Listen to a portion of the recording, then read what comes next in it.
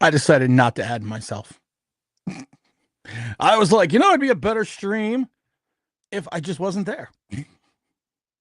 One lonely beastie I be. Talking about the New York Giants UC. Gonna talk about the quarterback. What's up, Petro? What's up, Christian? What if this stream does not talk about Brian Burns or Brian Burns on it? Then the contract was a waste. Yeah, we'll talk about Brian Burns. We'll talk about Brian Burns. We'll talk about everything. But I want to talk about the quarterback because it is the most important position on the team. We have heard what's up, all Broadway. We have heard forever that the quarterback position is the position that is what the Giants have been sorely lacking for 5.5 years, even though for some unknown reason we had a quarterback that certain people loved for 5.5 years, but for some reason that guy was the problem of everything that we had going on with the New York Giants. I'm not going to say who he is. We're not going to call him number 8. For some reason, he was the juxt of the issue of all of our issues, or all of our drama. But he's gone now. And now we have a plethora of quarterbacks. We have so many quarterbacks. You say I have a plethora of piñatas? We have a plethora of quarterbacks. We have the Grizzly veteran in Russell Wilson, 2-time Super Bowl participant, 1-time Super Bowl winner. Should never have thrown that pass. Should have checked. I don't care what Pete Carroll tells me. If I see the defense they're in, you got to check out.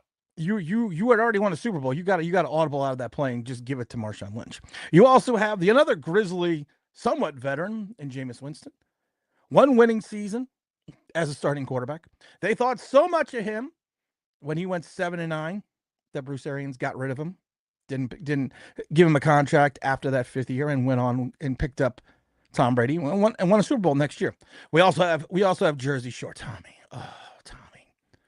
You kind of feel bad for the kid a little bit because of the fact that he was such a good feel-good story. He was the Italian kid coming in here, leading the New York Giants to some meaningless wins, knocked us out of where we needed to be to get a real quarterback. And then the wheels fell off the bus in that in the New Orleans game, where when we saw that game, I already told you that. Jersey Shore Tommy. Wait for the beat drop.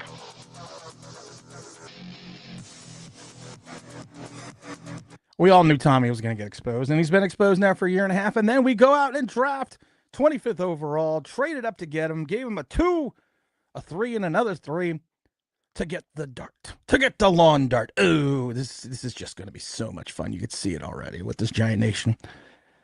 Then a couple months back, we figured out who was going to be on our schedule. Not what the schedule was, but who was going to be on the schedule. And then we waited with breathless anticipation, knowing that the schedule was difficult, knowing that there was issues within that schedule. But then what happens? 2 weeks ago, the schedule dropped. And we saw the order of the games that we were going to have to play, the road games, the home games, and 2 divisional games on the road 2 weeks in a row. Then come home to Kansas City and LA Chargers.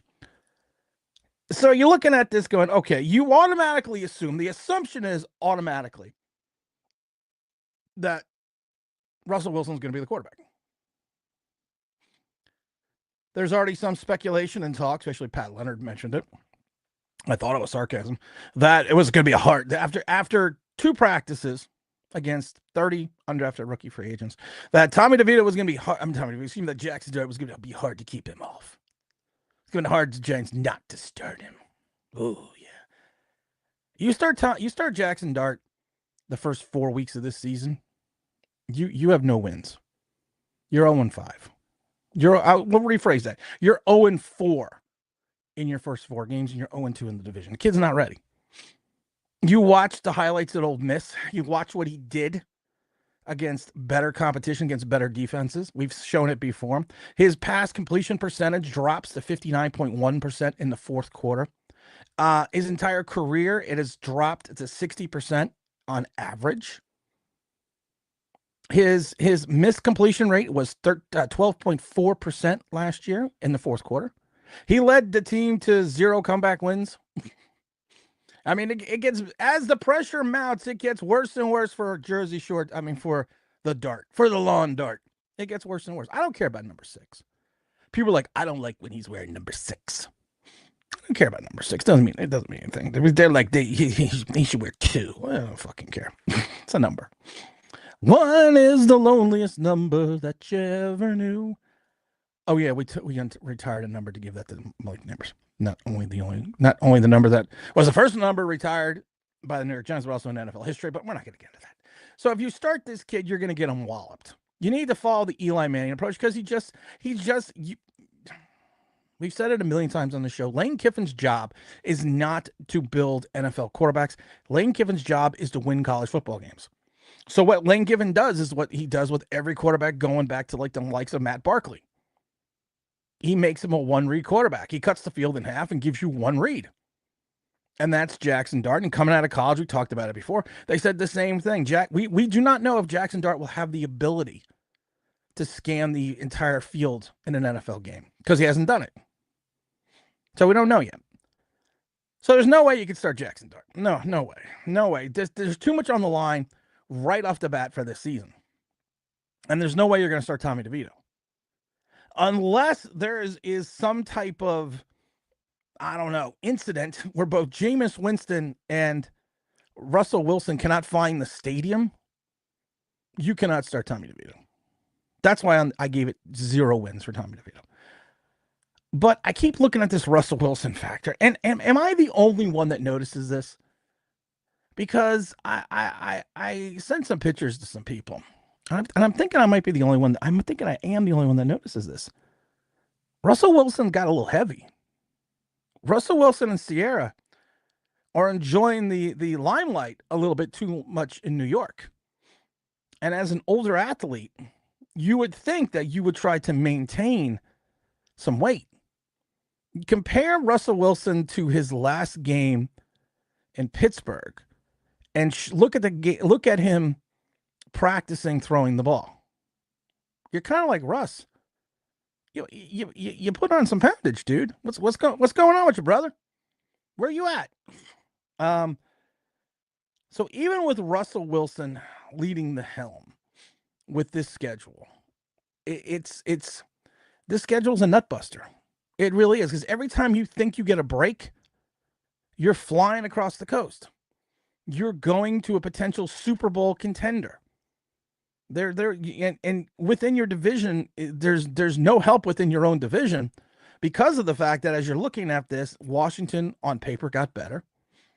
Will Washington take that step back because their competition level has gone up? I love it though. This is what cracks me up though.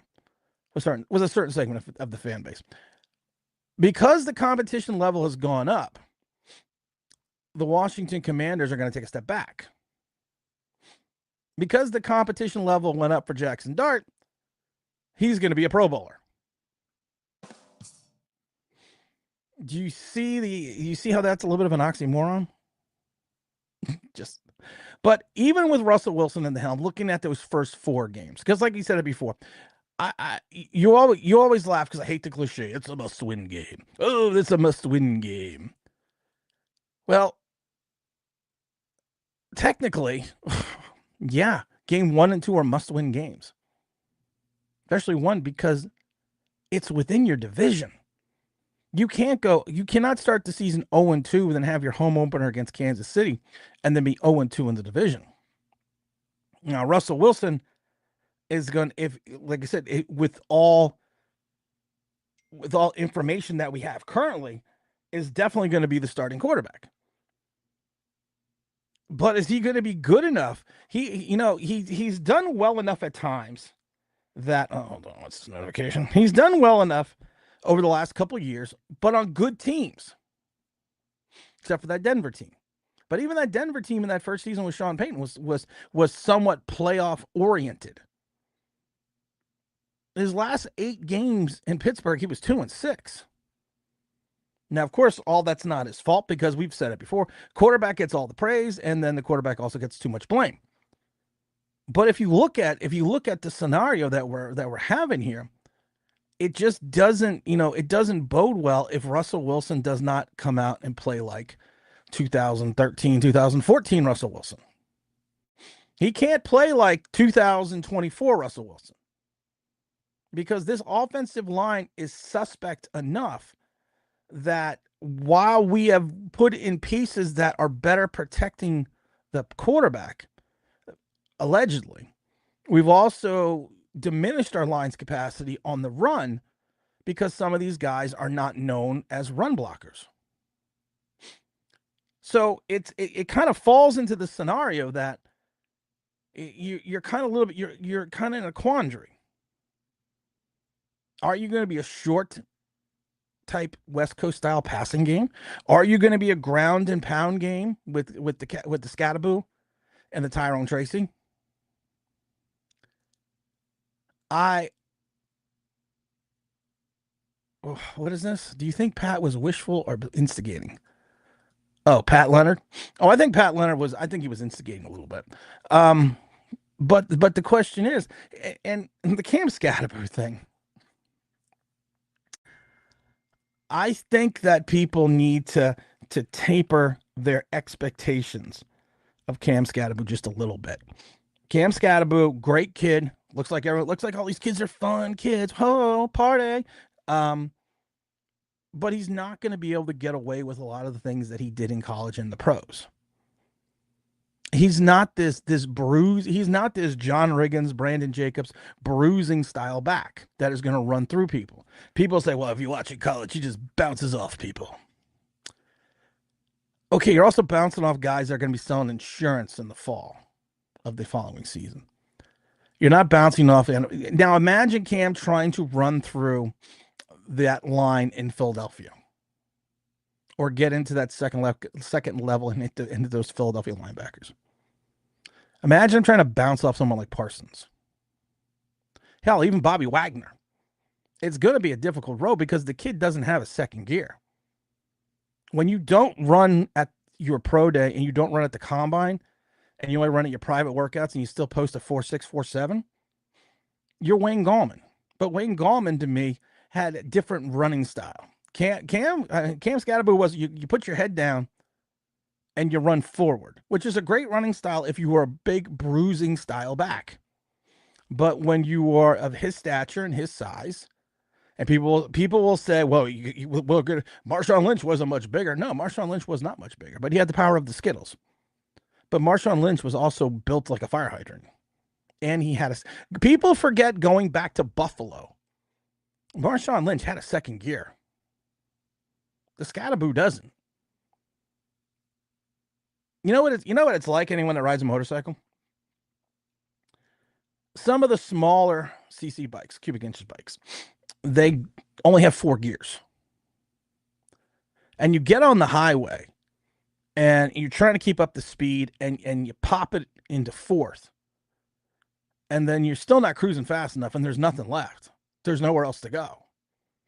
That's kind of the way Cam Scattaboo is with his speed. You have a certain burst, which hopefully will get you through that initial line, and then there's not much else after that. You can't click up into a 5th gear. Great running backs and really good running backs have that second acceleration. Does Cam have that? I don't think so. I haven't seen it. And some of these guys he's not going to, yes, there is an issue with arm tackling in the NFL, but there's also people that know how to tackle in the NFL. So having them considered him bouncing off players in the NFL is probably not going to work as well as you think. So your best case scenario, of course, is always going to be going Russell Wilson. Let's go through it, James. James says hit the like button. James also says, can we stop with the overhype rating our players? We've been so used to garbage that recycled players looking like gold or diamonds. We've said this about Jackson Dart. And honestly, if you go back to 19, or actually if you go back to 18, it was the same scenario with Daniel Jones. Daniel Jones was like, everyone loved it. I mean, everyone loved Daniel Jones. I always talk about that first game. Everyone was so enamored with DJ because of the fact that he wasn't Eli Manning. So now even the people that supported Eli Manning. And the people that loved him were also now the people that were turning against him. So it's kind of the same scenario with Daniel Jones. People that love Daniel Jones now have turned against him and put their passion on Jackson Dart. So I hope the kid's ready for that. Christian says, what does he say here? If the stream does not talk about Brian Burns or has Brian Burns on it, then the contract was a waste. Right now, like I said, I don't think the contract for Brian Burns is a waste. And I'm going to tell you why. I'm going to use my pen. I'm going to use my telestrator. Because you're still going to get 8.5 sacks out of the guy. The problem is this: you paid $120 million for an 8.5 sack guy. Outside of one season, in what, 6 years? That's what he does. And an 8.5 sack guy in the NFL is not a bad thing to have. It's actually kind of a good thing to have. So you have to look at it from two perspectives. Do you want a guy that has 8.5 sacks, or do you want a guy that has 4? I'd rather have the guy that has 8.5 sacks. But he's still not worth the $120 million. Not yet, at least. Pedro, good morning, Tim. Good morning, James. How are you, good sir? Big Tim. What's up, G family? Yeah, let's see. Christian says, good morning. Just playing around with Burns. I don't care if you are or you aren't. It's the way it is. Big Blue Forever says, what shirt are you wearing? Oh, that's kind of personal. What shirt am I wearing? I am wearing today hold on, let me scan down for you. I'm wearing not friendly, please do not touch. That's the shirt. That's the shirt I have. That's the shirt I have on today. Not friendly, please do not touch. So just another day. I'm waiting for the Knicks tomorrow. I think we're all waiting for the Knicks. Danny Dodd says, at least we have a decent quarterback room after 5 years of Daniel Jones. And I think that's the problem. Is it really decent? Jameis Winston, for all of his excitement and all his fun and all his frivolity and everything that goes on, has a tendency to wear out his welcome. He wore out his welcome in Tampa. He wore out his welcome in New Orleans, and he wore out his welcome quick when we came over when he came over last year to Cleveland. Because everything's fun and great when you're winning with Jameis Winston, even with the interceptions. When the interceptions occur and they occur in bunches, then it's just not good. Jameis Winston will be fun to watch. But is he going to be fun to win NFL games? Russell Wilson will be an upgrade over Daniel Jones, 1,000%. But will Russell Wilson at his end of his career have an opportunity to be better than Daniel Jones was? That's why I said before, with really, if you take a look at it, with Jameis Winston and Russell Wilson, were they really better than Daniel Jones and Drew Lock? How much better have you gone above those guys? Because we're not getting Russell Wilson. I love the people that post the Russell Wilson highlights, and I have to point out that's Will Wolfolk. This is from his rookie year. You're posting highlights from his rookie season. It's like post them from Pittsburgh, not for 12 years ago. Because that's not the one. That's not the guy we're getting. What's up, the Walla Walla Walla? If this team gets more than 6 wins, it'll be an absolute miracle. If this team gets more than 6 wins, I'm projecting 5. We've been pretty good the last 3 years projecting the win totals here. But that number, and like I said, I'm predicting 5 in May. Because of the fact, if you think of it this way, so many things can change between now and September. There's always injuries, there's trades, there's free agent signings, there's players that come out of left field to become something that you never thought they were going to be, and players that you thought were going to be something go the opposite direction. So right now, looking at the schedule, I have to still go with 5 wins. But there's nothing wrong with that. I mean, like I said, the football gods did not give this Giant team any breaks. They really didn't. They didn't sit there and say, you know what, we're going to make this team feel good. No, they really didn't give them any breaks. They really just kind of, and it's nothing but the luck of the draw. People are like, well, with the strength of schedule. No, you got to remember, you rotate the divisions every year. So at one point in time, first of all, you're always going to play your teams in your own division. It's not the Giants' fault that all of a sudden all those teams are good. It reminds me of the early 70s and 80s at one point in time when we literally had, of course, you had Dallas and you had Philadelphia.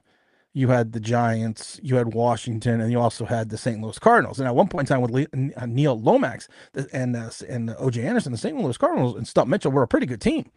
So you had a tremendous division. And back then, Dallas was always good.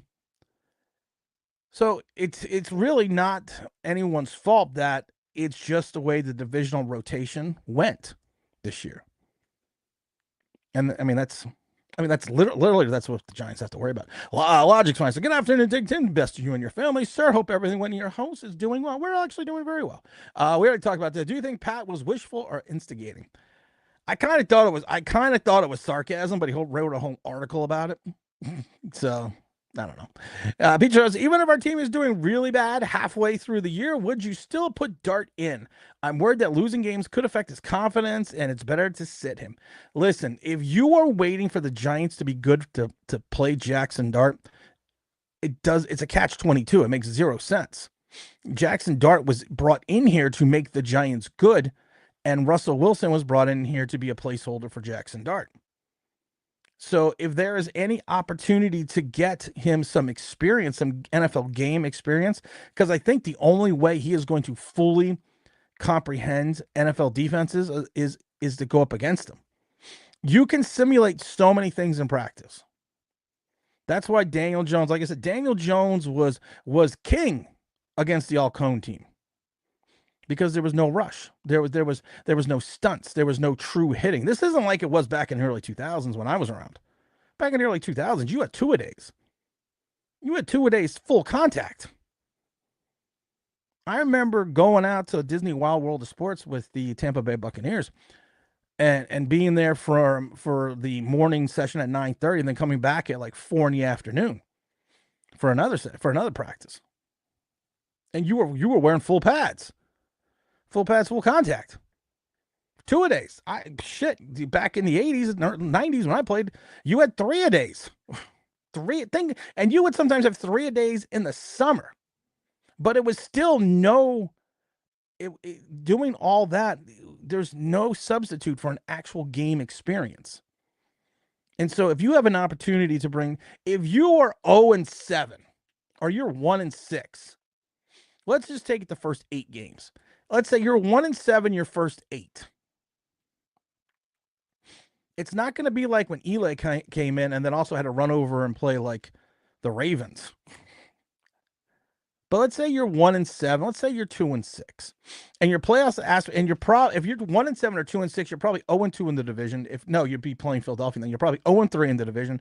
You might as well play Jackson Dart. You might, and I said I'm not one of these people that are like, well, if you put him in there and doesn't play well or gets wrecked around, he's going to shatter his confidence. If that's going to shatter your confidence, you shouldn't be an NFL quarterback. Now, going back to the likes of Derek Carr, who got the bejesus beat out of him for 4 years, where he averaged like 85 sacks a year with a terrible franchise team, our new franchise. When he was with the Texans, then yeah, I can understand you being a little gun shy. But if you're going into the game and you're worried about this kid not having the moxie to overcome adversity, then is he really the guy you want under center in 2026, 2027? Things that make you go, James Stein, hope it all is well with a group of quarterbacks can turn around a franchise and end the story. I hope they don't end the story. I want these 4 guys to rewrite the story. I want Jackson Dart, Jameis Winston, Tommy DeVito, also we're going to call him Magic Mike, and Russell Wilson to rewrite the Giant history of the Giant story of the last 5.5 years. I don't want a new chapter. I want a new book. Peter says, I know the game reps are important, but what is the cost of hurting your rookie's confidence because we still don't know if this team is competitive? It doesn't matter. It doesn't matter. It's confidence. Confidence is something you don't lose, or you shouldn't lose. I have been overconfident in myself probably since I was born. I remember being in the crib being overconfident.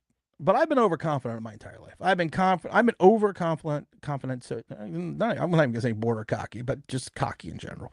And there's been plenty of ups and downs in, my athletic career and my professional career. But and you face plenty of adversity. I was basically homeless at one point, living in a car, eating the green bag of Hers potato chips and a 2-liter bottle of Coke. But I still never lost confidence in the sight in my own ability, because they always say it before: when you're on top, it's never as good as you think it is, and when you're on the bottom, it's never as bad as you think it is. You you have to just keep that air of confidence within you at all times. So if playing him and getting him dinged up a little bit, and having him play poorly is going to hinder his confidence, then he's not your quarterback. Plain and simple. You have to have this air of invincibility, that even when you do something horrid, even when you throw, Eli Manning was awesome at this. And people early on in his career blasted him for it. It was the all shucks. People like, Eli Manning just threw an interception. He just kind of shrugged it off and went, all shucks. That's what you want your quarterback to do. You want to have short-term memory. You want to forget that interception the moment your foot hits the sideline, because you know another series is coming up. And that's one of the greatest things about Eli Manning. He understood that you needed to have that confidence and believe in yourself and not worry about the play that just occurred, but worry about what's going to happen next. I think Washington's defense, I do think their secondary is suspect, and I think I do think their defense, I do think it's suspect. I do. That's why I said, will Washington take a step back? Will the Commandos take one step? Are you going to take 2 steps forward and then take 2 steps back? Because I heard about that. Opposites attract. Just going to throw that out there. Todd says, our quarterback room and another team without a quarterback didn't want anyone anymore. A quarterback that keeps both teams in every game, an undrafted free agent, practice squad level guy, and a rookie. I love it when people are like, well, we should just trade Jameis Winston to the Saints. The Saints don't want him. If the Saints wanted Jameis Winston, they would have given him the $2 million the Giants did. The Saints had Jameis Winston for a couple of years. He's an enigma wrapped in a riddle over there, because he looks good on one play, then god awful the next. And why would you even want to potentially trade for Jameis Winston now, when you may be able to get him after the 53-man roster cutdown? Or you trade a 7th-round pick for him, or an 8th-round pick, even though there are no 8th-round picks. You trade a 7th-round pick for him when the season ends. Because of this, are you really going to carry 3 quarterbacks? Is the Giant roster so good at every position that you are going to carry 3 quarterbacks on your open? You're going to take 53 men, you're going to 3 of them will be quarterbacks. Or are you going to try to stash one on the practice squad, or do they get picked off?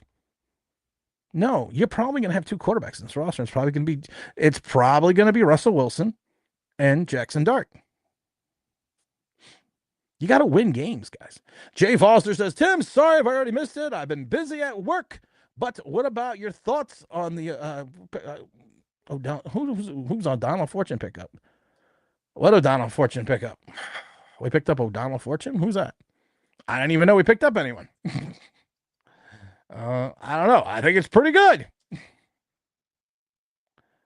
I don't know. Or like James says, who are these guys?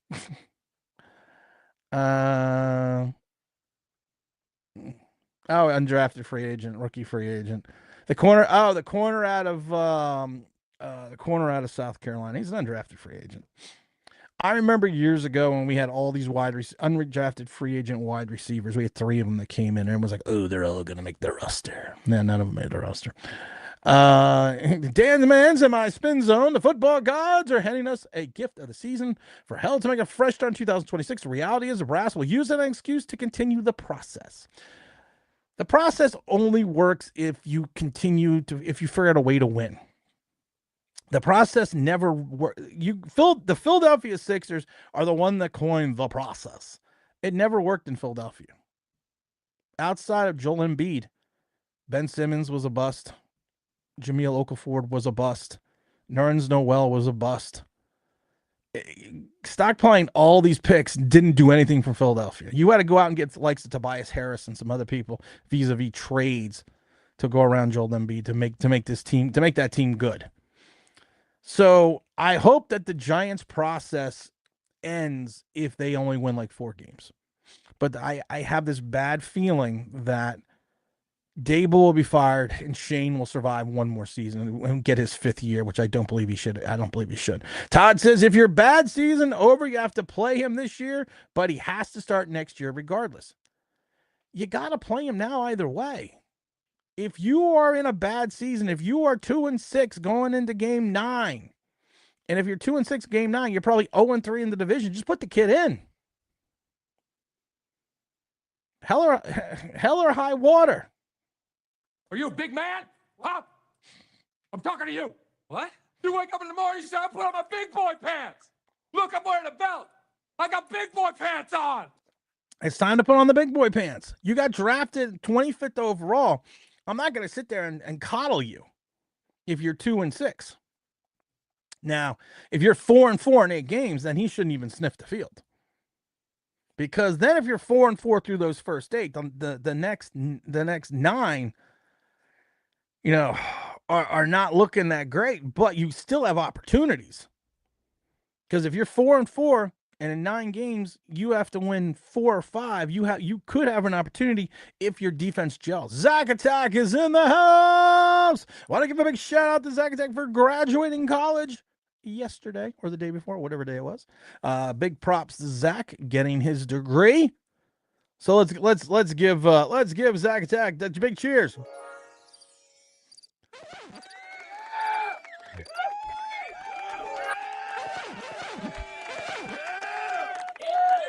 Sorry. I didn't know which button was which. James Williams says, if we don't see Dart play at least 1 game this year, then someone is trying to hide something. I don't agree with that, James. You know I love you. And you better have washed your Latrell Sprewell jersey for Wednesday. I don't want to say this, but James fucked us on game 5.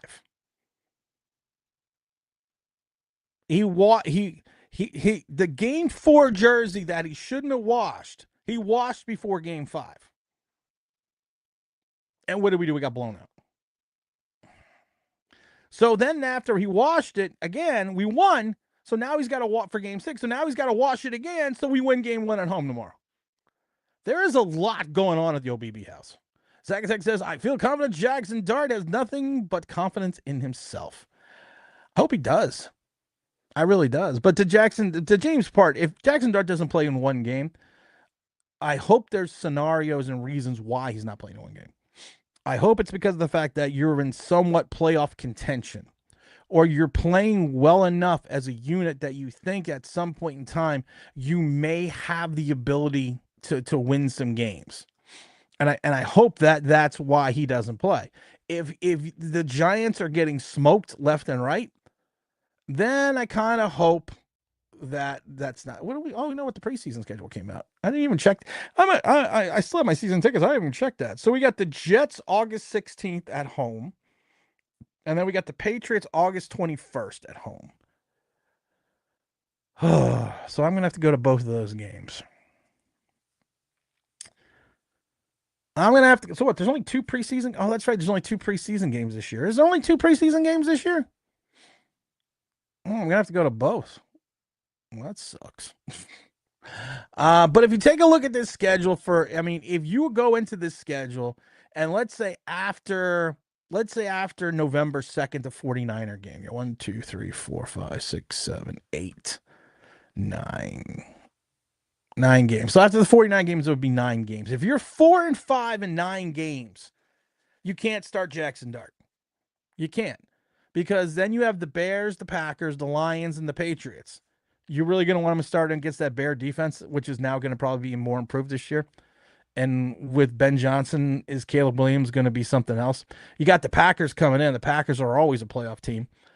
Then you go to the Lions. That's gonna be something else. Then you got the Patriots. So you could potentially go 1-3 and still have a 5-win team with 4 games left in the season against the Commanders, the Vikings, the Raiders, and the Cowboys. So I wouldn't start him then because of the fact that you never know in the NFL.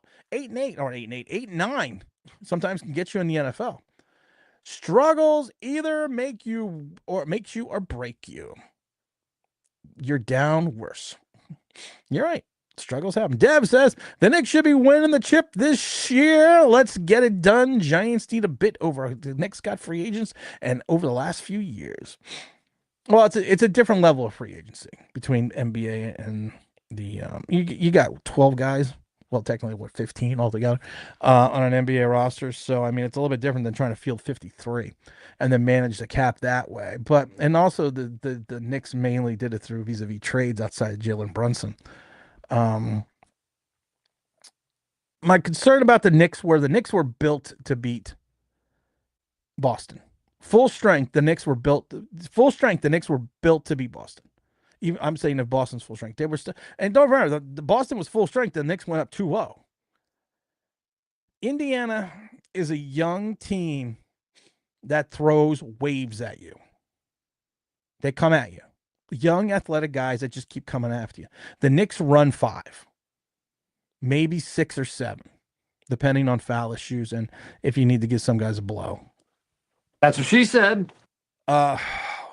So I worry that, but I also worry that when it comes down to, I don't worry about this. One of the things I think, even with Tom Thibodeau looks like a genius right now because of the fact that running that short rotation, you have built up this continuity with this team that they can put their foot on the gas whenever they want. But the problem is with the Indiana Pacers, they're going to have to play. They're going to have to play with the lead. They're going to have to start that way. They can't come in on the fourth quarter because, like I said, these guys are young and athletic and come in waves.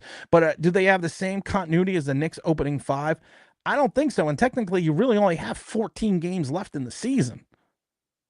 So if I'm Thibodeau, unless something falls off somebody, they're not coming off the court.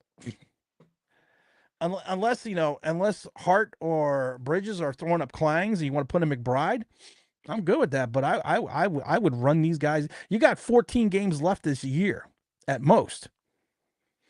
So you got to run this shit into the ground. You need to redline it. You got to go from 3rd to 5th and just hit the red line and just see what happens. At least we still have Evan Neal. Oh, Evan Neal, who evidently is going to be a guard. With all the things that the Giants have done and some of the places that they've improved themselves, the offensive line, listen, Bo to me looks like he could be I don't know what Bo's going to be yet because he's another undersized athletic kid. And I don't like undersized players. And the NFL is no longer, this is not the 70s. A 250-pound offensive lineman they used to start. If you were 300 pounds in the 70s and part of the 80s, you were a beast. Now, if you're not 335, and I know everyone's gonna say, "Well, Kelsey was only 290 when he was, or 260 when he was a center." It doesn't matter. You're talking about a small percentage of guys out of like 100, out of like 200 and something. You're talking like 3 guys. So with that offensive line, like I said, we always neglect the linebackers, and now it's sometimes we try. He tried to go out and get offensive line talent, but his drafts have been so miss. I mean, how's McKeithen doing? Zacatech says, I feel like the Commanders will be good because Dan Quinn is a damn good coach and makes the wild card. I think 3 teams in this division go to the playoffs. I do. Because I think it's going to be Philadelphia, the Cowboys, and the Commanders. I do think 3 teams will come out of this division. Stanley says, hey, Tim, do you think the AFC South will be tougher conference than the AFC West? Because I think so. Yeah, you're probably right. Taking a look at it, you're probably, yeah. I'm not a big fan of the AFC. Well, I'm the NFC West. Yeah. You're probably right. Yeah, I think you're right, Stanley. Green says, don't have a process. They're trying to win and rebuild at the same time. And the Knicks did that. Going back to the Knicks did that for years. We're going to rebuild and win at the same time. And we're going to rebuild by making really bad trades and bringing in players that were former second, third overall picks that just flamed out in the league. And that never works out. Big Tim, can you really fire Dable after this season? If you do that, then we are repeating history, drafting. Here's the problem, James. I've said this before. The Giants always repeat history. But here's the thing. You cannot continue. If you had a coach, this is our head coach, starts off 7-2. He hit that 7-2 starts. Won him the coach of the year, head coach of the year. Won him that. But we don't talk about, no one outside this channel, we don't talk about the 2-5-1 after that 7-2 start. Then after that 7-2 start, when really there was 3 games that we probably should have lost. Right, Tennessee game is the first game I think of. Tennessee doesn't miss the field goal. In the Washington game. And then the game in Jacksonville. 2 interceptions called. Daniel Jones throws 2 interceptions. They get called back on bad penalties that weren't even penalties, and then we stopped the guy with the one at the 1 yard line, going in for the score. So there's really you could have, but you were 7-2, but you don't talk about the 2-5-1, then the 6-11, then the 3-14. So if you have a 4-5 win team, yeah, you got to get rid of them. You will then be keeping one of the worst coaches vis-a-vis record since like the 70s. He would make Ray Hanley look good. And I think they stood. I still think to this day they held on to Ray Hanley too long. Ray Hanley flamed out so badly and so poorly with the Giants after turning over that Super Bowl team.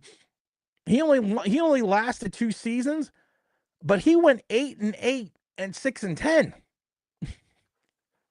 You have a guy that's going to go basically 2-5-1, 6-11, 3-14, and then what? 14-3. Let's just say. I mean, you can't do that. Ray Hanley flamed out at 48 years old, and literally, like I said, was saddled with a pretty bad roster outside of that last season, at that 6-10 season. He should never, if you want to go the Ray Hanley thing, he should never have brought in Rod Rust. Everyone on that fucking Giant defense hated Rod Rust. But neither. There is 3-2 home and 1 away. Oh, okay. I didn't know that. Okay, that's good. That's good to know, because that's good to know. I didn't see that, because on their schedule they only have listed 2 games. James Williams says we're almost up to 3-0 at Indiana last year, and we were the Walking Dead. Plus, Indiana hasn't played a team at full strength yet. Listen, I have my "Win It for the Borough" shirt. I've been wearing that. It's hanging up. I'm gonna wear it every game. I got my Knicks sneakers. I got my Nike Knicks shoes. I was talking to Big L about maybe going Wednesday, but I don't think I can go Wednesday, and I can't go Friday because it's Memorial Day weekend. So, but we have to wait and see. We have to wait and see. Zach says I need Philly to lose in the first round for reasons. Yeah, because your girlfriend likes Philadelphia. Zach's girlfriend is trying to convert him over to a Philadelphia Eagles fan. I'm just gonna throw it out there. You're a college graduate now, Zach. You have a job yet? What has it been, like 24 hours, 36 hours? You got a job? Nothing but love. Can't rebuild and win at the same. You can't rebuild and win at the same time. Again, it's an oxymoron. You can't do it.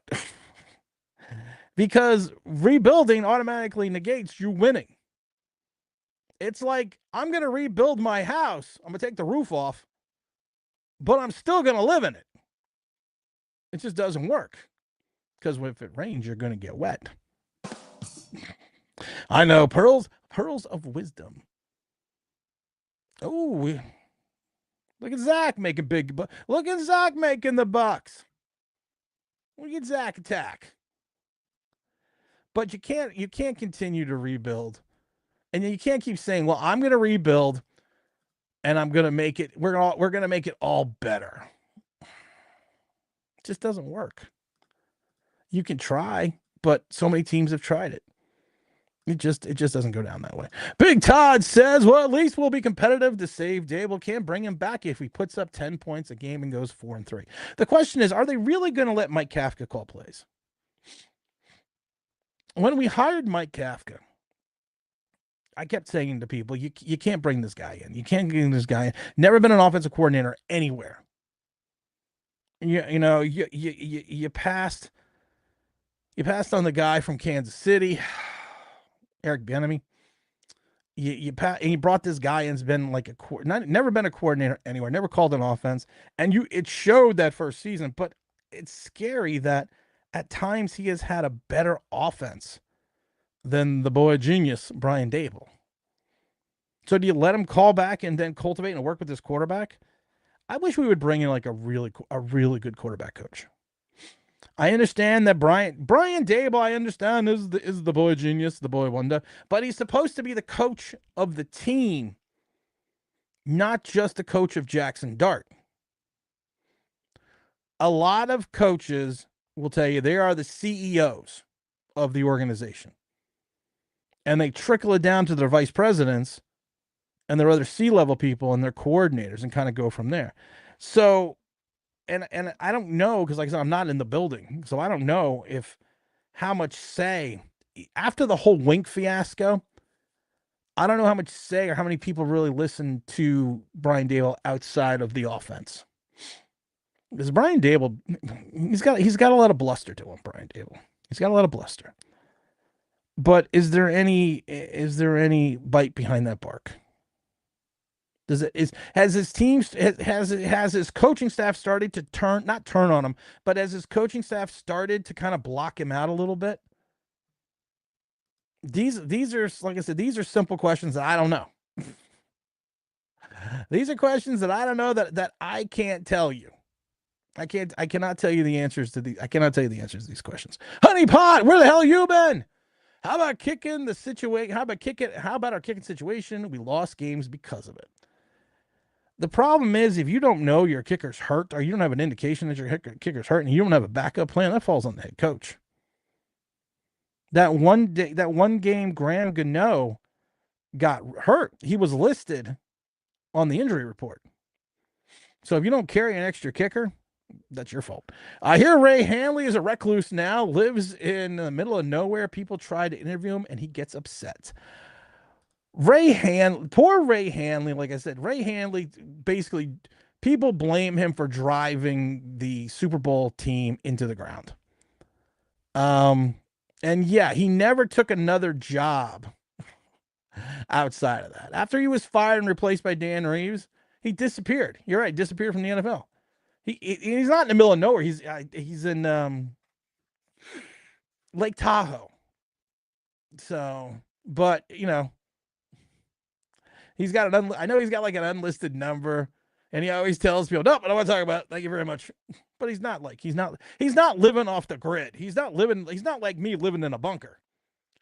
Yes, I work at Seaside, making $25 starting Friday. Look at you, Zag Attacks, $25 an hour times 40, making 52 grand.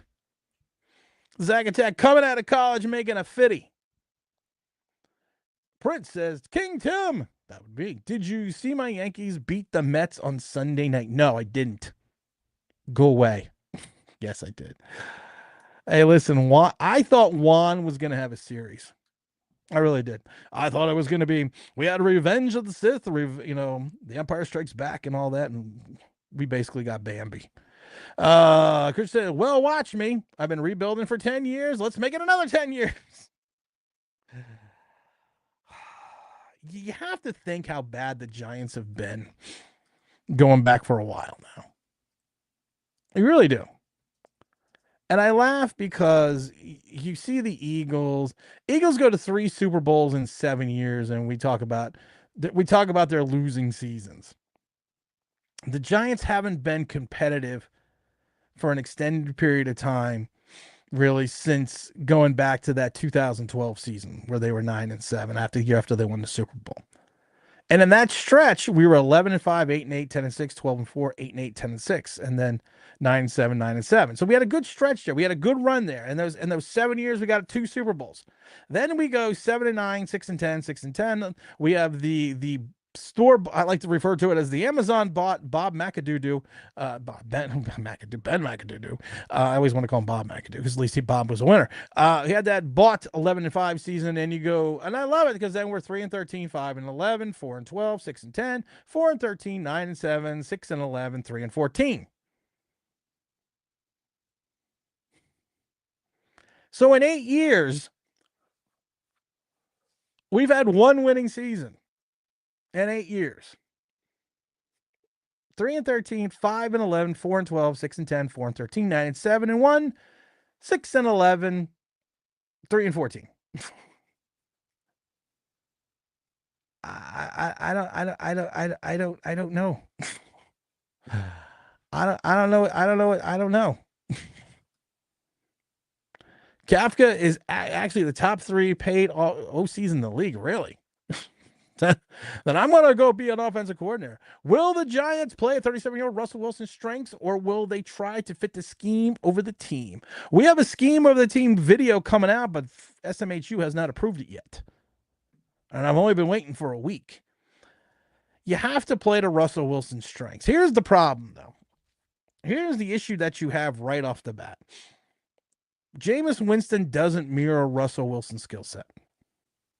So you don't want to sit there and have you can't sit there and have a backup quarterback that you have to reinvent the entire system for and run a different offense because he does not fit what Russell Wilson could do. So I still think you tailored the defense, or excuse me, the offense to Russell Wilson's skills. I still think that's what you do. But it's going to be interesting if he gets hurt or plays poorly if you try to go to Jameis Winston, how that's going to work out. All of our head coaches, besides Dan Reeve, never got a head coaching job again. Yeah.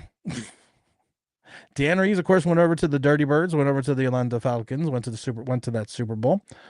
But you're right. All right, you're right. I mean, but you think about that. The Giants, like I said, the Giants used to be New York used to be the destination for either head coaches or just players and everything else, because you wanted to come and play at the Mecca.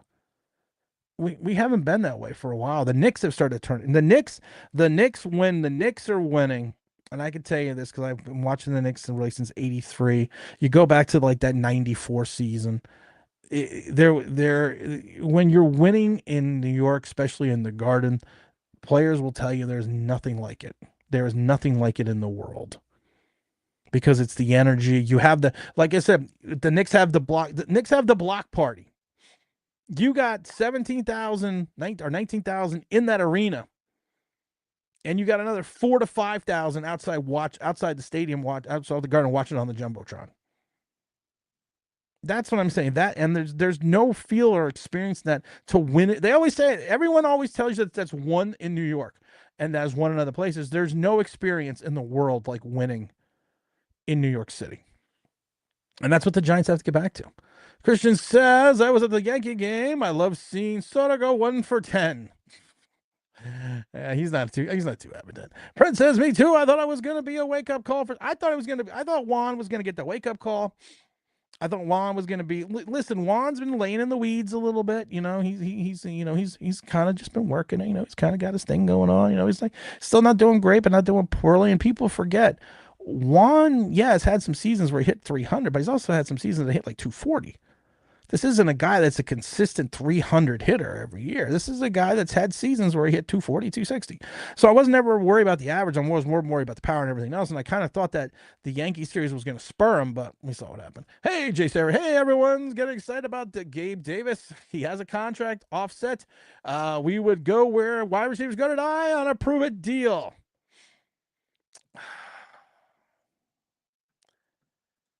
I mean, Gabe Davis is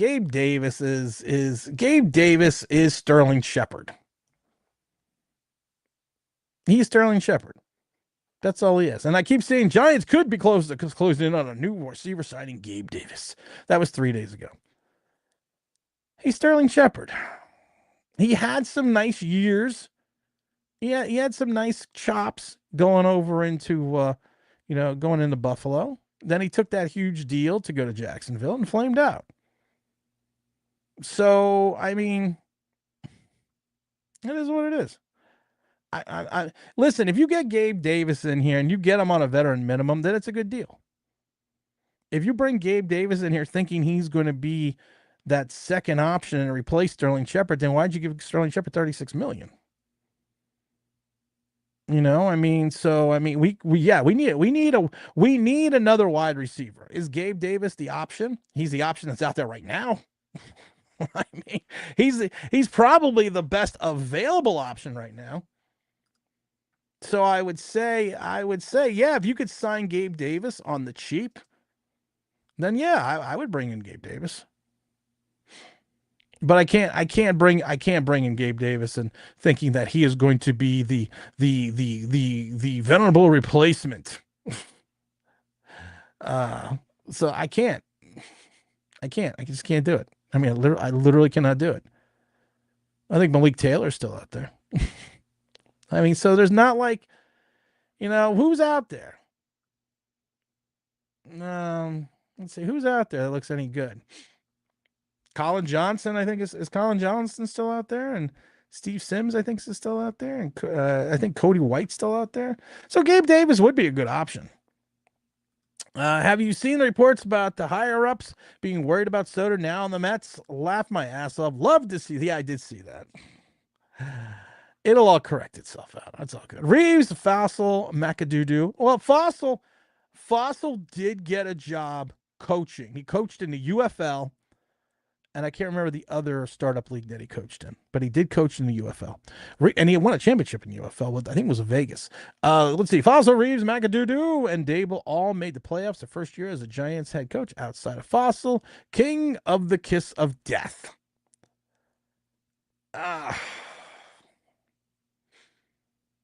I think Brian Dable is just a victim of his own short-term success in those first 9 games, if you want me to be honest.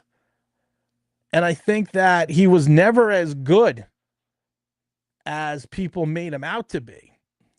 He was never as good. And he was still learning on how to be a head coach. So that's why that 6-10 season the next year was such a letdown.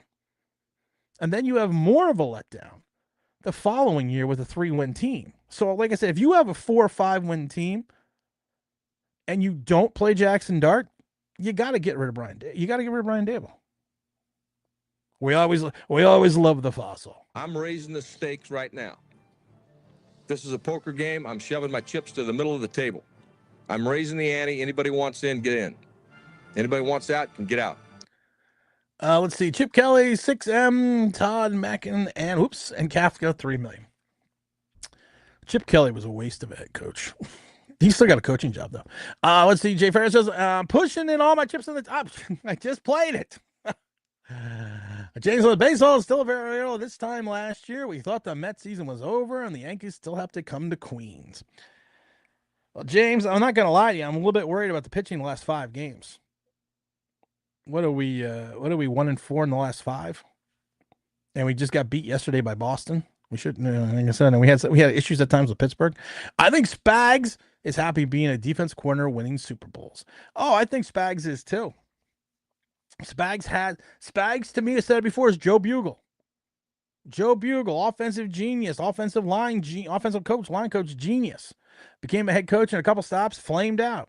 Spags had his chance, had his opportunities. Now I think the way Spags is and what he has done, he has the potential to get in the Hall of Fame as a defensive coordinator. He really does. If you take a look at what Spags has done over the last, in the last couple of years, even going back to the Giants, I think he's got a shot to go in as a coordinator. And I can't think of, are there any defensive coordinators in the Hall of Fame? I mean, that were truly just defensive coordinators. And I don't think that No, I can't think of any that are currently in the Hall of Fame, just solely as a defensive coordinator. That's me, Timmy. What's up? Jay Ferris says, if Dan the Man goes on Jeopardy, I will try to find a way to beat on his brain. I took the test for Jeopardy years ago. The Jeopardy put out this link, and you have to take this test online to even be considered to go and be interviewed to go on Jeopardy. So I took the test for Jeopardy, and I actually passed. I aced the Jeopardy test, the Jeopardy quiz. And the problem, I interviewed I did the phone interview with the people, and then there's supposed to be like, then you do another round of like, you do like the last round of interviews, but I couldn't go because it was in New York, and I couldn't go that day. So I could have been on Jeopardy. We called all this Gabe Davis hype, Tim, last week, Big Ten. Yeah, we did. But I don't see him. It doesn't look like he signed with us. He hasn't signed yet. We're still waiting on Gabe Davis. Bueller. But we're still waiting on Gabe Davis. We're still waiting. Let's see here. I think he's gonna be. I think he could be Darius Slayton. I think he can. I think that's what his level is a Darius Slayton. Spags defensive Hall. I do think he could be a defensive Hall of Famer. I do. He's done enough. He's done enough in enough stops. He's won enough that he's definitely got that. I think he has that moniker. Colin is on a roster. Oh, Colin, sorry, Jay Ferris. I was trying to come up with things off the top of my fucking head. Sorry if I don't know every single roster of the 32 teams and their practice squads. I didn't know that. Take a shot. Spags should definitely make the Hall. I do think he should make the Hall of Fame. Like I said, as a defense corner, I do think Spags should be in the Hall of Fame. That's Ryan's father. Who's Ryan's father? Ryan Mann? What Abel Angel Reese? I don't know what Angel Reese. What about? Do you mean what about Angel Reese? I mean, I think that's more. I think that's more of the question, but I don't know. I don't know what Abel Angel Reese.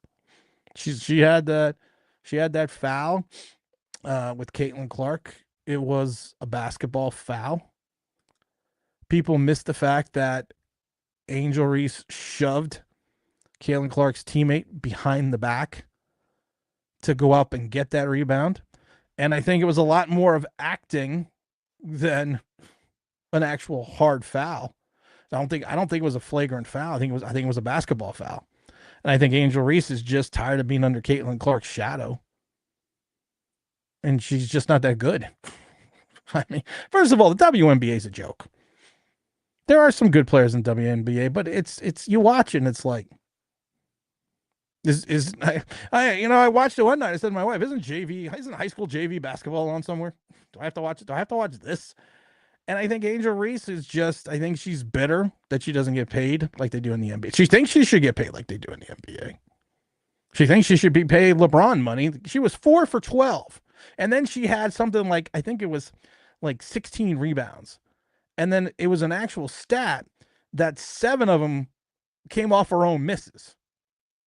And she was still 4 for 12. She's a bricklayer. She's literally a clang machine. Clang, clang. But for some reason, people think she's good. I mean, I don't see it. And now she's a point forward. Yeah, she also had 5 turnovers that game. 4 for 12. I don't know. It's the WNBA. If hockey, junior hockey, rugby, lacrosse, Division III lacrosse, the UFL, and Canadian League cricket are not available to watch, then I'll watch the WNBA. Let's see here. James says women don't watch the WNBA. I tell Rachel that all the time. They don't. Like I said, I don't know. But we're not here to talk about the WNBA. We're here about talking about the New York Football Giants and where this is going to go. Where is this going to end up? Now, like I said, if you are in this situation that we're in right now, you want to make sure you have the ability, like I said, to play. You want to play Jackson Dart, but you don't want to play Jackson Dart. And like I said, make sure you hit the like button, guys. This is a quandary wrapped in a riddle. Because if you play Jackson Dart, then that means you're not winning. So, because you can't play Jackson Dart if you're winning. If Russell Wilson is balling, or Jameis Winston, or Tommy DeVito, you can't play Jackson Dart. You can't even have him sniff the field. So if you're losing, you got to throw him in. There's no ifs, ands, or buts. There's 110. I think it's 100. Where are we? What are we? What's today's date? I don't even know what the fuck today's date is. What is today? The 20th. So there are 110 days till kickoff. So we got to figure it out. Let's see. I was talking about Buddy Ryan. Nah, I was wrong. Ryan's father. Well, Buddy Ryan was the father of Rex. And Buddy Ryan was a good defensive coordinator. He had the one season with an 85 with the 46 zone. He was the inventor of the 46 zone. But his career outside of that one season had a better career as a head coach at times than he did as a defensive coordinator. Even going back to Houston. Hockey is the best sport. Americans are weird. Because we don't want to chase a puck. You know what hockey is? You want to know why we're not weird? Hockey is you're on this slippery surface wearing blades, carrying a stick. And then you get in trouble for swinging the stick and stabbing somebody with the blades. This is death sport. And you're just going around in a circle. Make it a little bit more interesting. I liked hockey watching the films back in the 70s and the 80s. Do something a little different. National pastime is baseball. At least in baseball, you have a bat and you're trying to hit the shit out of this little ball. Yeah. Off Broadway, say, what if the Giants are blowing the doors off of a team? Do you bring Jackson Dart in for experience and mop up duties? Yes. Frozen Rollerball. Rollerball is a good movie. Not the James Caan version of Rollerball. Not the second one with LL Cool J. If you are blowing people out, yes. What I would do this is what I would do if I'm Brian Dable with Jackson Dart. This is what OBB would do. Let's say you have the first game of the season. I'm going to tell you something right now. Anytime you go to a next level, and even though you play in preseason games or you play if you're college or high school, you're playing in summer practices and spring practices, but there's no experience like that first snap. Your nerves usually don't, when you go from high school to college, your nerves usually don't dissipate until like 3 or 4 snaps in. Because then you're getting used to the flow, you're getting used to the speed. You never get used to the speed of the game, the change of the speed, until probably like a couple weeks. But you're getting those butterflies out of your way. If the Giants are up big, let's say the Giants are up big on Washington with 3 minutes left in the fourth. Excuse me. Yeah, I'm putting in Jackson Dart. 100%. Because of the fact that I would rather him get the jitterbugs out of the way and some meaningless snaps in a game that's already been decided than have to bring him in vis-a-vis, let's say, week 4 against the Chargers because we have an injury to Russell Wilson and we don't have Jameis Winston available. I would rather him get a couple snaps, get it out of the way. It's the same thing like in basketball. When basketball players, especially when you get to the championship, because the Knicks are going to be there. So they always, and the same thing usually with football in the Super Bowl, where the first quarter sucks because you're just getting out the jitters and you're just trying to feel the other team out. And that's what I would do with Jackson Dart. You have an opportunity to put Jackson Dart in games that have already been decided and he cannot affect the outcome in either way. Hell yeah, I'm playing him. Yes, sticks and blades fighting hockey on ice. You know what they also have on ice? The Ice-capades. Just throwing that out there. Mr. Taz, what's up? Americans are weird, and yet the cup hasn't touched Canadian soil in 3 decades. The Cowboys. I did not know that. Off Broadway says hockey equals frozen rollerball. No, rollerball is a sport. They did remake rollerball. They remade it in the early 2000s with that guy from American Pie and LL Cool J. It was terrible. It was god awful. Nothing's going to beat James Conner rollerball. So that's one of the greatest movies in the 70s. Let's see here. Rollerball needs a remake. We need to just remake this giant team. I think that's what we need to do at the end of the day. We need to remake this organization with a new understanding that we got to just kind of figure this out. And like I said, if playing Jackson Dart in meaningless games that the outcome has already been decided, that's what you got to do.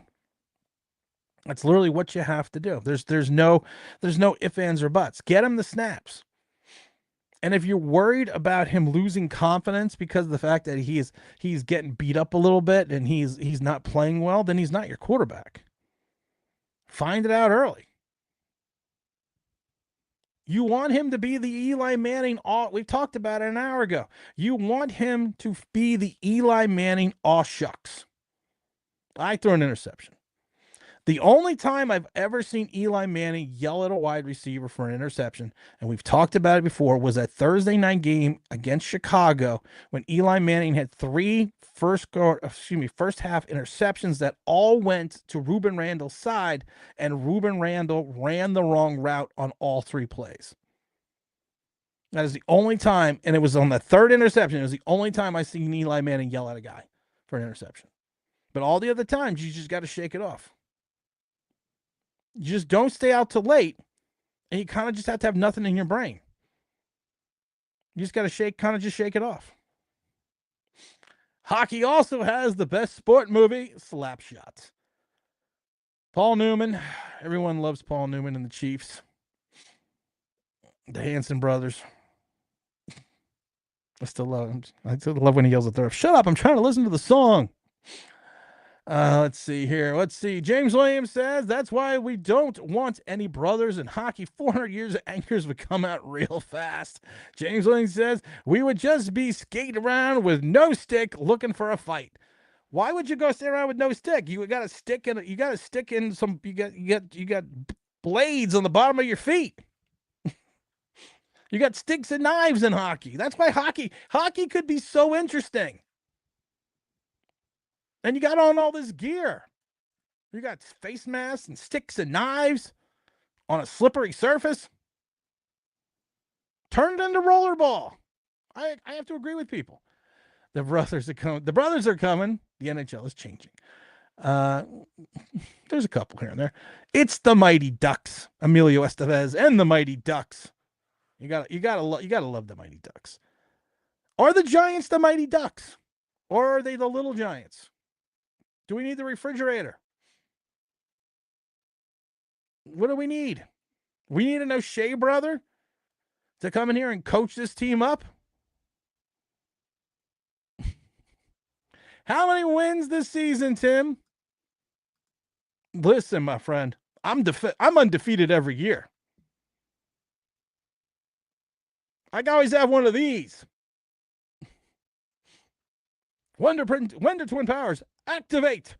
Form of a win. I'm still saying 5 wins. I keep looking at this schedule, and I was talking to James about it. And James is like, well, I could see us winning. What did you say, 8 games? And I gave the James the veneral. Gentlemen, which brings me to my next point. Don't smoke crack. Oh, you know that my professionalism is off the chart now because I'm on the Believe Network. Did you see that? I pushed the sound effect button and it was the right one. So, like I said before, James, you need to. No, I don't want them to gain another yard. Gentlemen, which brings me to my next point. Don't smoke crack. My professionalism only goes so far. Looking at this schedule, we're gonna look at it one more time. I'm gonna keep saying it before. You're a killer till you get to that week 5 game in New Orleans. Then you're what, 1-4. Then you drop over. Play the Eagles. Then you go to the Broncos. Then you go to Philly. Then you go to San Francisco at home. Then Chicago on the road. Then you get to have Green Bay at home. Then you get to go to the Detroit Lions. And then thank God before the bye you got the New England Patriots. Then you have Washington at home, Minnesota at home. Then you're over in Vegas. We're playing Buffalo this year. We're playing Buffalo game 1 of the preseason on August 9th. How far away is Buffalo? Do you have to take a plane to Buffalo? I'm lazy. I don't like to drive. I do like to drive, actually, though, but I'm lazy. If I can take a plane to Buffalo, maybe I'll go there. Maybe I'll take a plane. I don't know. I haven't said it yet. Vegas has us over under is 5.5. Oh, I still think it's 5.5. I still think it's 5 games. Because like I said, even after you run into that Saint game, you might have no wins going into the Saint game. So you're 0-4 going into the Saints. You leave New Orleans happy because maybe Spencer Rattler's quarterback. So you leave him happy at 1-4, and then you get smacked in the face by playing Philadelphia at home. And then I love it because then you turn around and say, hey, you know what I need to do after I just had Philadelphia? I'm going to go back to the coast. I'm going to go over to the coast and play the Broncos. So now you're 1-6. And then the best part is you're like, well, you know what? It can't get much worse. I'm coming back from the other coast. I got a 1:00 game on Sunday. Oh, it's in Philadelphia. Then you're like, what? You know what? It's okay. And then you run into Brock Purdy at home, and then you go off to Chicago.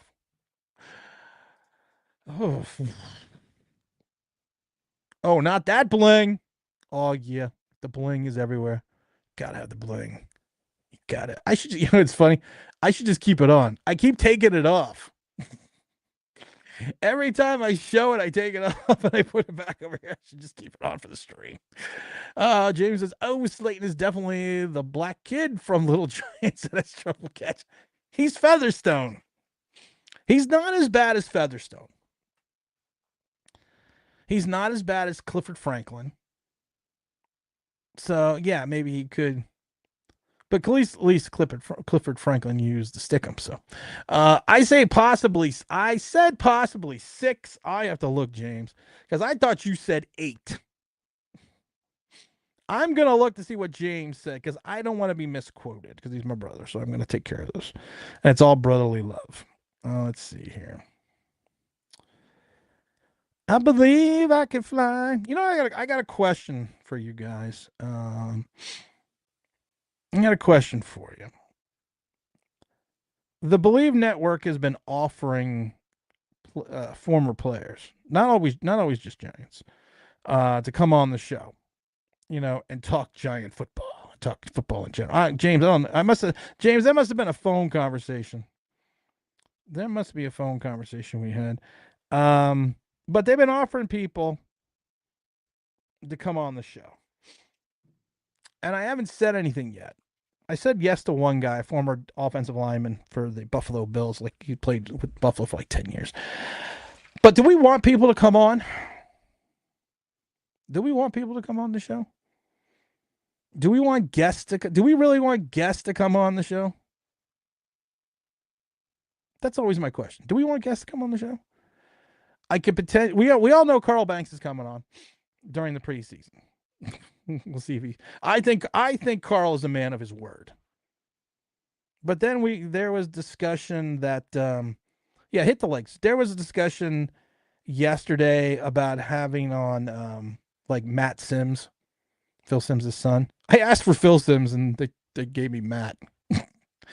So I don't know. Do we want to do that?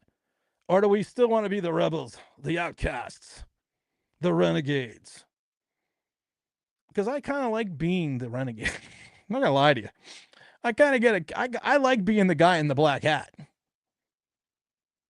People give the villain. People give the villain the they always make the villains out to be the bad guys. We're the anti-heroes here. We're like we are like we are just the anti-hero. That's what we are. So do we want to continue? Get Chris Sims. Chris Sims isn't on the Believe Network. So Matt Sims and Phil are on the Believe Network. So we want to be do we want to continue to be the anti-hero? So I'm curious. I'm curious because, like I said, do we want to even go that direction? I'm always wondering that because I kind of like being the anti-hero. I kind of like being that that guy that nobody likes. I don't want to be mainstream. You know? I want to continue. Now, only certain people are going to understand this. I want to continue to be young blood priest. I like being Superfly. Just throwing that out there. Tim, hey, Jay Sports Car, what's up? Tim, I think the Ghost Brothers have been causing technical difficulties for you. It's the only thing that they can do. No, actually, it's the fact that I never updated the computer or the soundboard in a year. I have never updated. I bought the new soundboard, the new Rode soundboard, a year ago. And there's this app you're supposed to plug it into on your computer and it's supposed to update. I never did it. Why would you want to do not the soundboard? It's the not the sound. Well, yes, that's a soundboard, and there's a sound effects board. So I never updated it, and I actually updated it today. And then I found that I had this huge update on the Mac, and the Mac is only I upgraded from the old Mac Studio to the new Mac Studio because I'm also doing some video editing stuff, so I need to render higher speeds in 4K. But then I had to update that. So our brothers submitted for your approval. The Ghost Brothers. Nobody needs to be afraid. Jay Sport Cards is like the stream. I'm also going to get away from doing these afternoon streams. I'm going to start doing some nighttime ones. Not like late, like 7 o'clock, maybe. Because a lot of people are like, well, I can't make the streams at noon because I work. Well, who the fuck told you have a job? Your job should be to watch this shit. Christian said, that would be cool. I don't know. I'm kind of like, the only person, I keep thinking this. I keep thinking that I need my magnum opus. I need my one great episode so then I can retire and focus on some other things, some other projects. I need my magnum opus. So I think Carl Banks is going to be that. Because I got a list of stuff for Carl Banks to talk about. You better be prepared for like a 4-hour stream because I got a list of things I want to talk about. Not only the current Giants, not only his NFL stuff, but I got stuff going back to the day. So, all right, James says, hit that like button. Yes, to guess you're a professional now. I don't want to be professional. I don't want to be a professional. Who wants to be a professional? That's no fun being that. I told my wife. I told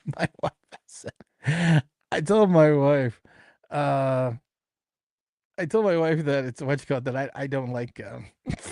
I don't want to be a professional. There's too much work going on here. No, I'm not a Homelander. Yes, I know he's the anti-hero, but I'm not. Get Chris Sims. Like I said, we were offered Matt Sims. So I mean, I shoot for Phil. I come home with Matt. Are you Homelander? No, I'm not the anti-Superman.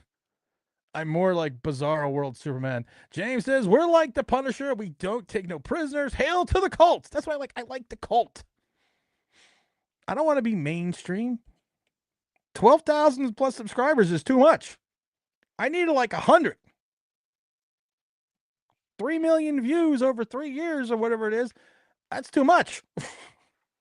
I don't want all that. Let's see. It would be cool to hear discussions with people, different opinions on the stream with you. I tried to get people come on with different opinions. They're all stupid. You can have a different opinion, just don't be stupid. And how many times have we had different people in this chat that we tried to convey an opinion and then we talked to them about an opinion and they're like, well, you're just dumb. Well, you just don't know football. I would like to have certain people on just to get a different perspective. I think that would be, well, maybe I shouldn't call people stupid. Okay. All right. Okay. I get my pen out here. All right. Professionalism. How to be a professional. Step 1. Don't call stupid people stupid. Okay. There we go. What's up? Big T, no one's gonna get that free Superfly reference. Oh my God, Superfly. Curtis Mayfield. That's outside of Isaac Hayes doing Shaft. It doesn't get any better than August of 1972 and Curtis Mayfield and Superfly. Now I know you had Superfly TNT, then you had Return of the Superfly, which was back in the 90s. Superfly and TNT was in 73. And then you had the remake. But there was no one better in the original than the original in Youngblood Priest. There was nobody better. That's like Richard Roundtree. There's no, I mean, Samuel L. Jackson's okay at Shaft, but there is no one better than watching Richard Roundtree go into the freezer and pulling out that silver 38. Oh, we're talking about being professional here. Professional 1. I already wrote it down. Don't call stupid people stupid. Okay. Let's see here. Let's see. An anti-hero usually doesn't get figurines behind them. Sure we do. I got some anti-heroes up there. Hold on. Hold on. Let's see here. Let's see. We got Johnny Bravo. We got my favorite Colt 45. Well, I'm going the wrong way. We got our favorite Colt 45, Billy D. Williams bobblehead next to He-Man and Johnny Bravo and Drac. Oh, there he is. That's the anti-hero right there. John Nada from They Live. We got the Goof Troop over. Where's the Goof Troop? We got the Goof Troop over on the other side here. Now I have to fix it so everyone can see me. In the Melonius of the Giants. And come on. I got the Goof Troop right there waiting for Carl. Quality over quantity. Ooh, I like that. Jason, it would be cool to get some guests like Corey Webster on. Yeah. Just to rub it into James again. So I can get him to sign my 2011 game-worn Corey Webster undershirt. Mm-hmm. So I can get him to sign that, James. Corey Webster is James's like hero. We're at a game. I'm gonna call you out on this, James, because you called me an idiot. You called me an asshole at that time at Broadway. I'm gonna call you out on this. James didn't want to stand in line to get an autograph from Corey Webster, and that was his favorite guy ever. Didn't want to stay and get an autograph. Big Greg, what's up? Listen, based on how much Chris Sims loved Jones, you might be better off with Matt Sims. I was just curious if anyone would want people to come on. I was always curious about that. Because if you go on the Believe Network, if you go on their website, I'll go to Believe.com. They're going to be mad at me because I haven't done a podcast in a long time. And I love it because my numbers drop from like 1,000. I average like 2,000 downloads a day. And then like I haven't done a podcast since the 15th of May. So the other day my podcast numbers were 11. So I don't think they're going to be overly excited with me. But let's see. These are the people that are on the Believe Network. Let's try to get to Believe.com. For some reason, it's not coming up. Here we go. So if you go to shows, you go to football. Let's see. We have you have Matt Sims and Chris Sims, Phil Sims. Let's see here. You got I'm trying to see who else is on here. You got Bucky Brooks. I don't know who Bucky Brooks is. Let's see. Of course, you got me, and you got Carl Banks and Bob Papa. You got all these other people. Well, really, there's not that many people I want even. There's really not that many people I want to talk to. I'm looking at this. Let's just go to shows, and we'll go to football talk. Maybe we go to football talk. There is one person that is going to potentially be coming on. I'm not going to say who yet. I talked to James Williams about it, and he's someone that I am interested in hearing their opinion. So we're going to work on that. We're gonna get that up and rolling as well. So okay. So we're saying yes to the guests. Carl Banks Jr. Don't hate on me, man. James already asked me if Carl Banks Jr. is going to come out when Carl Banks is here. Oh, yeah, I'm going to come out, man. I've been waiting. Yeah, of course. Of course we're going to bring him out. What the hell? You know what they say? If you're going to do something, you do it right. You're going to blow shit up. You make sure you make sure you fire that first shot across the bow. No, I'm actually very excited if Carl Banks does come on because I have a lot of respectful things to ask him. I'm not going to be a dick. Well, you can never make promises. But I got a lot of football questions. I literally have a lot of football questions to ask Carl Banks. Because when he did they did the Believe stream, I think last Tuesday that I got to stop on. He actually had some astute opinions and what I thought valid points about the New York Giants. And one of the things that he even said on the space that day was the fact that he was talking about the Giants potentially, getting into some type of winning record. And he was like, we could get into November and all that could just go out the window. And I was like, he's right. He's like, we could be 4-4 or 0-8. Chris, for the love of MMA, says, okay. Bucky Brooks is thanks, Zach.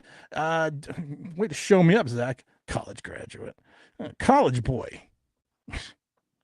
Don't know what to think about the offense this year. Can't wait to see the defense. I can't wait to. The defense is the whole better than the parts on this defense? That's the biggest question. Is the whole better than the parts in the defense? Because there are a lot of parts. There are a lot of parts that I don't think go into a Shane Bowen defense.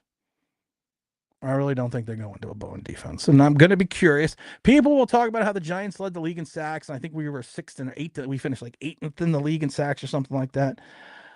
And that was with the piss poor secondary. But the question is going to be, can we have the opportunity to make the secondary better and still move forward? And that's going to be the biggest question I have.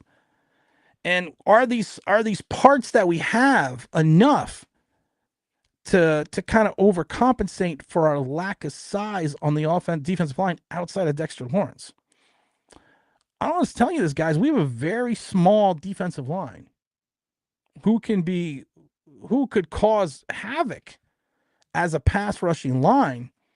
But if teams like Philadelphia decide to take advantage of the over aggressiveness of the defense, then that's when we're going to run into a problem. That's where you're going to see the screens. That's where you're going to see the draws. That's where you're going to see the quick slants. And then if you're committing so many of these guys in on the rush, Bobby Okereke is a good linebacker, but Bobby Okereke is not a great cover guy. He's a nice side to side. He is a nice sideline to sideline linebacker, but he's not the same guy he was 4 years ago, 3 years ago. McFadden, I don't trust McFadden in coverage. So if you are going to open up the middle of the field a little bit by committing to the rush, and you have an undersized line that's going to rely on speed outside of Dexter Lawrence, that secondary better be something special. And then you have two guys in the secondary that are press cover man-to-man guys that you're asking to play the Bowen zone. And I think some of Banks's issues last year was some of the poor safety play. It definitely was definitely part of his attitude, yes. But I do think that some of the issues, some of the corners the Giants had last year was because of the poor play by the linebackers and the safeties. So I'm curious to see, Chris. Bucky Brooks is a former Patriot scout who works for the NFL Network now. Ooh. Like I said before, college boy. College boy Zach coming in here, trying to show me up. Oh, yeah, I graduated from college, too. James Stein says, who are the ones, you are the one who tells it like it is, and that's why I listen. Well, that's why I was saying, if you bring a guest on here that's like a caliber guest, if you bring one, bring a guest here that has some NFL cachet, I'm probably gonna have to be nice. Probably have to be nicer. And I don't know if I like that. I don't know if I like being nice. I don't know. I have to wait. I have to wait and see if I want to be nice. But I don't know. Like I said, there are some people that I would be interested in, like former Jacksonville running back Jonathan Stewart does a show. So I think he would interest me a little bit. Ike Taylor, for the former corner of the Steelers, does a show. Like Michael Turner, the former running back, does a show. Chris Hogan, former wide receiver for the Patriots, does a show. So I mean, there's a guy named Mike Buck. He hosts of the Man Hour NFL Talk. I don't think he's in any relation to Joe or Jack. So I don't know if he has to come on. So I don't know if I would do that. And I actually was going to have him on Sunday, but he had a previous commitment. Of course, Bob Papa's there. Carl Banks is there.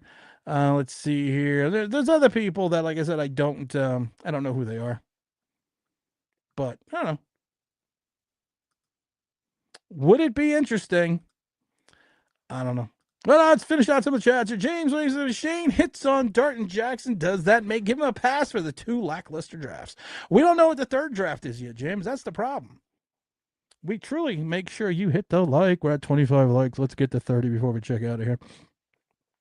But I don't, like I said, we still have to wait and see what goes on with this last draft. Yes. How many times have we seen a draft pan out and then all of a sudden not look good?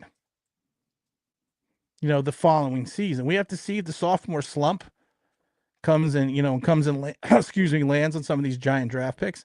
Because you remember, we all thought Banks was the man. We thought Banks was going to be something special. Everyone loved Jordan Riley for a period of time in 2013. Same with Trey Hawkins. Trey Hawkins was the man. And Jalen Hyatt we thought was going to be something special. Eric Gray I never liked. Owens we knew was a filler. But if you take a look at it, Banks needs to turn it around. JMS his first season, he led the league in holding penalties by a center. Last year, he led the league in sacks allowed by a starting center. Banks was off. Jalen Hyatt showed nothing. Gray has shown nothing. Tay Hawkins finally got on the field and hurts himself. Jordan Riley shows nothing. Owens shows nothing. Then you go back to the next draft. You have Darren Beavers, nothing. McKeithen, nothing. DJ Davison, nothing. McFadden, good player, not a solid player, not a stellar player, not that great of a player. Bellinger and Belton, nothing. Flott, still on this team, Lord knows why.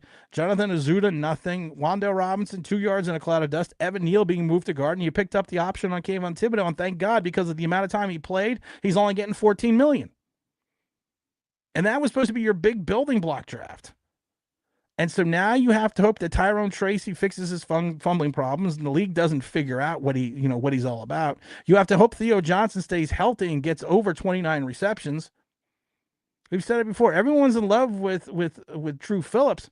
My problem with Drew Phillips is he gave up 80% completion percentage against him for over 10 yards of reception and multiple first downs. Everyone talks about all the tackles he made, but you don't want a guy that's played in 14 games. You don't want to make the you're Aaron Robinson if you make the tackle after the catch. Tyler Newman, to me, should be shifted over to that quasi linebacker / safety kind of in that Peppers mold and the Logan Ryan mold. And Malik Neighbors is a solid hit, solid home run. So out of 3 drafts already, 20-something picks or 25 picks, you have one huge hit in Malik Neighbors, and that was your 6th overall pick. So I don't think I think we have to look at this from that type of perspective. Abdul Carter, Brian Burns, and Thibodeau take plays off and not pursuing that running backs have run away from there. You're not wrong. I keep telling people over and over again, the one stat that freaks me out about Abdul Carter is the one number, his second season as the off-ball linebacker, 25.7%. That's his missed tackle percentage. And he still had problems missing tackles last year. And he was playing in space. So we have to wait and see what happens. Our last good cover linebacker was Jaquan Williams. He was, and he helped us win a Super Bowl, helped us win that 2000 Super Bowl. Then he was gone out of the league in 3 years. What record do you think the Giants will have to start to get Shea Ball to be fired? Let me look at see. Here's the problem with that. The problem with that is your schedule really is like it just doesn't get any easier. I'm looking at the schedule right now trying to figure out. All right, so we've already figured this out before. You're probably going to go 0-2. You potentially can go 0-4, then 1-5, 1-6, 1-7, 1-8. You could be 1-8 going into you could be 1-8 going into the 49ers game. I think if you're 1-8 going into that November 2nd game against the 49ers, and then you have the Bears, the Packers, the Lions, and the Patriots, the Commanders, the Vikings. If you're 1-8 going into that Niner game, I think you fire him. I think you fire him November 2nd, before November 2nd. If you lose that game in Philadelphia, October 26th, and you're 1-8 going into the 49er game, I fire Dable November 2nd. I still think, like I said, I still think Shane's going to get that 5th year. I really do. I think Shane, for one ungodly unknown reason, is going to get a 5th year. Good, bad, or indifferent. But if his 2024 class flames out and looks more like the 2023, 2022 class, then you have to consider firing Dable as well. Shane as well. There's a lot going on here, guys. There's a lot of moving parts. There's a lot of moving pieces. It's 12:42. We're going to get out here at 12:43. Anyone have any additional questions? Any additional quandaries wrapped in a riddle? Just anything in general? Bueller? Anything about the stellar anything? Because I got nothing. That's why I haven't made a lot of content. I got nothing. And also I've been tired. And I've been riding my bike. Chris from MMA says, smash that like. Gellerman only lasted 4 years, but he stepped down allegedly because of health reasons. So you take that with a grain of salt with Gellerman. I think Gellerman was going to get fired either way. But I do think that if Shane's class pulls out a little bit more, and you get a little bit more out of last year's class, I have this feeling that they're going to keep him. Shane, that is not Dable. But I don't think he deserves it. Because more than likely, if you flamed out, Jackson Dart's going to be probably one of the reasons. Jackson Dart and Russell Wilson are probably going to be one of the main reasons you flamed out. So I think you got to look at it that way. Joey G, let's go. Let's go next. We're going to go. I'm making the prediction now for the Knickerbockers. We're going to be 2-0. We are going to put, and like I said, this is the series the Knicks have to play with a lead. They can't be down by 20 with 4 minutes left in the third. Like I said, the Pacers are a young team that can throw waves at you. The Pacers' goal is to wear you out. But the problem is this: the Knicks have played so many minutes. I sent James a video the other day of the top 3 players. They had a listing of the top 3 players per minute. So the combination. So they had 3 players on a team, and you had to guess which players and what team they played on. But those 3 players led the league in minutes when they played together. And I love it because all 7 of them were the Knicks. I mean, so you really can't wear out something that's already used to it. So, like I said, this is the one time that Thibodeau looks like a genius because he's got 14 games, potentially max 14 games, and he could just run these guys out. He can just run them out because there's no tomorrow. You know, that's just it. There is no tomorrow for this. This is it. This is what we got. What's all? That ain't hurt bad. Yeah. Now he's worried. You're cutting. You're hurting. You see? He's not a machine. He's a man. That's what we have to do. We have to Rocky it. We got to stand in front of Drago and take the shots.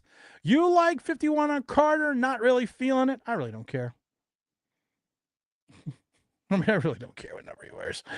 My only thing with Abdul Carter is maybe showed the picture before. And the same thing with the Scatterbo. Wish it was a little bit taller. Wish it was a baller. When my quarterback looks bigger than my defensive lineman, I got some issues. I'm just throwing that out there. I got some issues. We all know he's undersized to be that starting defensive end, but that's what he's going to have to be. And at the end of the day, that's just what he's going to have to do. And we're gonna play it out for Christian one more time. Will there be 3 Ghost Brothers? I don't know yet, but we're gonna play it out for Christian to end the show. Are we about to have 3 Ghost Brothers? Submitted for your approval. The Ghost Brothers. Nobody needs to be afraid. Nice stream today. Good information. A lot of good Giant talk today. I want to thank everyone for was able to come in and stop by and say hello. We're gonna have to have some podcasts coming up. So, like I said, we're gonna move some of the streams from the afternoon streams to some evening streams as well. Maybe starting next Tuesday, we'll have like a 7 p.m. stream. I haven't decided that, but I'm thinking 7 p.m. stream on next Tuesday would actually probably work out pretty good. So, let's stay tuned for that. Check us out on the Believe Network. Follow us on all the other places. You know, let's get the Knicks rolling. Let's get up in there. Let's go up 2-0. I'm not gonna say game 1's a must win, but if you lose game 1, you better take game 2. And then the series basically is tied up again. So I don't know. I got this. I know James is nixing the ship, but like I said, I'm a realistic Knick fan who watched the 90 and 94 implosion, some other ones. So there is a different feel about this team, which is great. There's a different energy about this team. So let's hope the Knicks can pull it off. I think Big Juan's going to be okay. Jackson Dart shouldn't start unless there's something catastrophic that happens or the Giants are losing. And as always, like, subscribe, do all that fun stuff. Check out a new video. I'm thinking mañana. And you know what, my friends? As always, we're going to play that outro, and we're out of here. Peace.